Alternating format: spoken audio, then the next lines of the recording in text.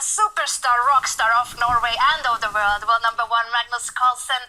Benedict, before we start analyzing Magnus's game, can you tell us about how much of an impact Magnus has had in Norway and when it comes to the popularity of chess and how it's connected to Norway being organized? Yeah, I mean, he has had such a huge impact on chess in Norway, of course.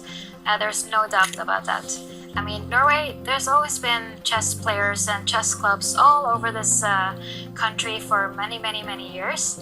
But really after, or maybe a little bit before even Magnus became the world champion, things started to change. And of course, with having chess on TV, it really rose in popularity big time. And now people are really, really following chess, Magnus' main tournaments, and really, yeah, even people that do not even know the rules of chess, they watch him playing on TV. So it's really fantastic.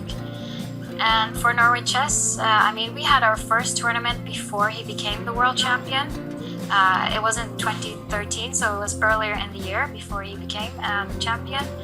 But really, Norway Chess would not have happened if it wasn't for Magnus. We can be honest and say that.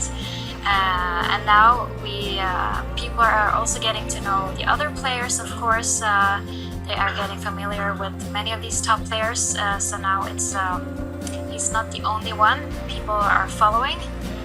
But of course, he's a star. He's been a star the whole time. Yeah.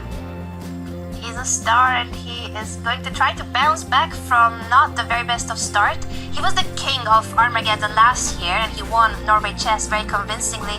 He has won it 6 times already, but this year he starts a little bit shaky. Christian, let's break us down for our viewers as well what has happened in the opening and what is that rook doing on b1? What is going on? That is a very good question, Anna, and we are much earlier in the opening phase than the previous game that we've just seen. Only 7 moves have been played so far, so the players are really taking their time with their first initial moves because they want to make sure they know exactly what they're doing. Let's try to decipher what they're doing right now. C4, C5, so this is something that I don't think we've seen so far at Norway Chess. I don't remember anybody starting with this move C4. We only see D4, maybe E4, maybe some knight to F3 as well. I haven't seen C4 at this tournament yet. Now, again, what you want to do is maybe open up this queen, but not really. What you really want to do is control the center, one of the squares in the center. C4, C5, this is called the English. G3, G6, we're going to set up this battery, not really battery, this bishop on the long diagonal, and that bishop is going to be a tremendous piece later on in the game, and black is trying to match that with his own bishop on G7. Bishop to G2, bishop to G7, this is what we call the fianchetto. Do you know where that comes from? No, surprisingly, I was waiting for you to say fianchetto, and then I was thinking, what does that mean? I know. We all know what it means. I know. But what does it mean? What does it really mean? Yeah, Yes. I mean, you and me just come know it's a from? long Why? diagonal, but why is it called a fianchetto? And I have no idea what it means. I think we need our production team on We this need one our to tell viewers us. come to our rescue. Or, yeah, if our viewers can help us, that would be great. You see, we're learning new things as well, Vichy. Fianchetto, tell us what it is. Bishop G7, let's see. Knight to C3 again. The knight goes towards the center also.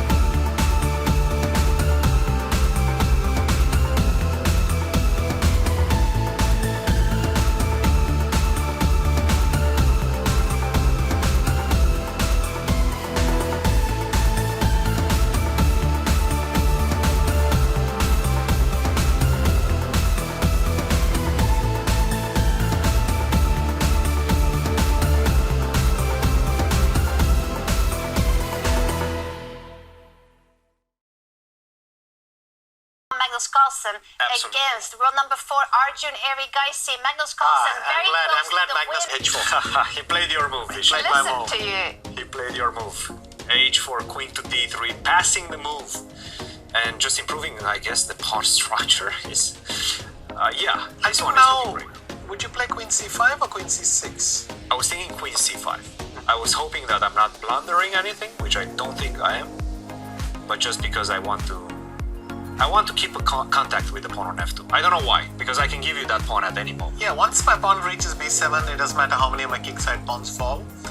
But you can always delay it one more move, so there's no harm in doing this. Yeah. This is looking good, Anna. Very much so, and the time situation only highlights how tough it is for Arjun to play this game. 15 seconds left for Arjun.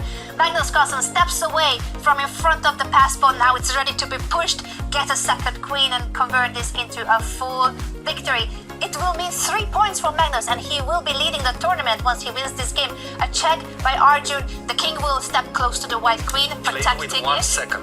1 second? 1 second on the He clock. had 1 second when he made that move. 1 second on the clock.